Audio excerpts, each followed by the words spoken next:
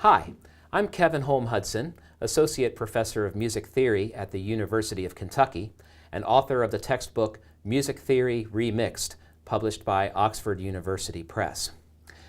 What I have next to me is something called an arch map, and this is a way that we can conceptualize musical structure and see an entire piece at a glance if we need to, or also zoom in and look at the structure of particular sections or phrases of a piece if we'd rather use it for that purpose. It's really a way of graphing proportions in music, and musical form is made up of proportions. So we will start with something called hypermeter. What exactly is hypermeter? Well, it may help to think about what meter is.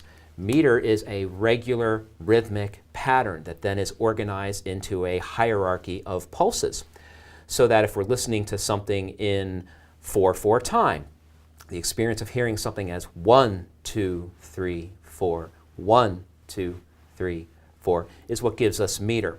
It's that regular pulse that then is subdivided into smaller units and organized hierarchically. Hypermeter takes that concept and expands it into phrases or sections. So if you are in an ensemble and you're counting out a multi-measure rest, you might find yourself going 1, 2, 3, 4, 2, 2, 3, 4, 3, 2, 3, 4. And that starts to get us into hypermeter because it ends up grouping measures into larger units and into successively larger units. Hypermeter is interesting to look at in music because very often, especially in a pop song, we tend to find there are patterns of symmetry. So maybe there is a 4-measure phrase followed by another 4-measure phrase, and that together is heard as an 8-measure section. And maybe that 8-measure section is in turn part of a larger section of 16 measures, something like that. Dance music very often is organized into these multiples of 4, so that if you're dancing, you can predict when the buildup is going to be, when the bass is going to drop, all those kind of things. But some music tends to go with asymmetrical hypermeter, and this gives a song sometimes a more organic kind of quality. Consider this song by the Decemberists, a Portland, Oregon band who released a song called Lake Song in 2014. Because of copyright restrictions, we can only play short little segments, but the band did helpfully upload a video of the entire performance of the song to YouTube, and I do suggest that you examine that video there because it is a beautiful video. But here is the beginning of the first verse of the song, and as you listen to it, I want you to think about where the harmony changes, where chord changes happen, or where the bass note moves in the passage.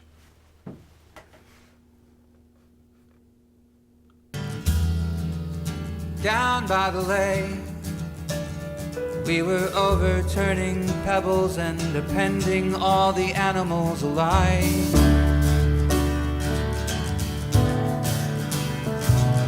Now I'm going to go back and play that again because I also want you, I'll also notice this time how many measures that is. I'll also cue exactly where that bass note change happens. And if you can conduct, you might want to conduct along with it too. Down by the lake, 2, we were 3, overturning pebbles and appending 4, all the animals alive. 5, 6. So we have a 6-measure phrase, and it's subdivided into 4 plus 2. So that's a bit unusual. The song starts with a 4-measure introduction, which we did not hear, but I'll just put that down here. So there's 4 measures of introduction, and then at measure 5, we get into the first verse. And that verse goes for 6 measures up to measure 11.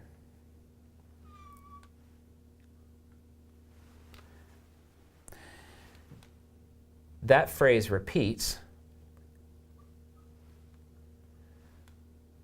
for another 6 measures And then there is a somewhat shorter segment of 5 measures. Again, you can hear all of this on the YouTube video. But they follow the same sort of descending pattern in the bass. You may have noticed the bass move down by step from E to D. And in those 6 measure segments, it was basically 4 plus 2. The 5 measure segment is 3 plus 2. The bass stays for 3 measures before moving down. So this is not a symmetrical 4 plus 4 or 8 plus 8 kind of structure. Now this changes when we go on to the chorus. So let's hear how the chorus sounds. And I, 17 and terminally fade, well, I wrote it down and threw it all away. So you may notice there, the bass motion is much more consistent, not lingering. It goes by basically every measure. Let's hear that again.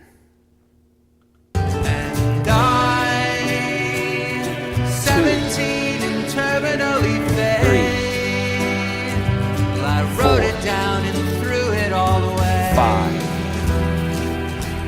And so again, we're only hearing part of the chorus, but just enough to recognize that the bass motion in the chorus is much more deliberate and much more consistent than the bass motion that we had in the verses, where things seem to pause before the chord changes.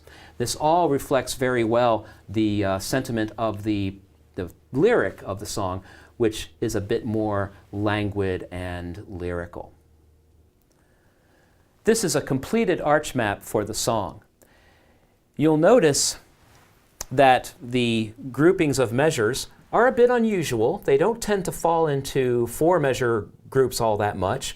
The chorus, as we've noted, is a symmetrical grouping at 8 measures, and that makes it stand apart from the verses, which are a good deal more irregular. Also notice that with each verse expands. The first verse just gives us 2 6 measure phrases, followed by a 5 measure phrase. Then in verse 2, there's an additional 5 measure phrase tacked onto the verse so that we end up with 6, 6, 5, and 5. By the time we get to the 3rd verse, that last group has been extended still another measure. So now we've got a grouping of 6 measures, 6 measures, 5 measures, and 6 measures. Now this song very languidly depicts adolescent memories shared by a lakeside. And so it's tempting to point out that with each of these verses that time maybe stretches out a bit, the way that memory sometimes gets indistinct, or that time that relaxing by the lake maybe seems to slow down. It also reflects the stepwise motion descending in the bass. The verses have a descending stepwise bass. The chorus has a much more extensive descending stepwise bass, which I like to think is somewhat like stepping progressively into a lake, as a little bit deeper and deeper at a time. So the musical structure of this very beautifully, I think, reflects the mood of the song. And again, you can find the entire video for the song on YouTube. But hopefully this is enough to give you an idea and make you investigate a little bit more. I'm Kevin Holm-Hudson, and this is Music Theory Remixed.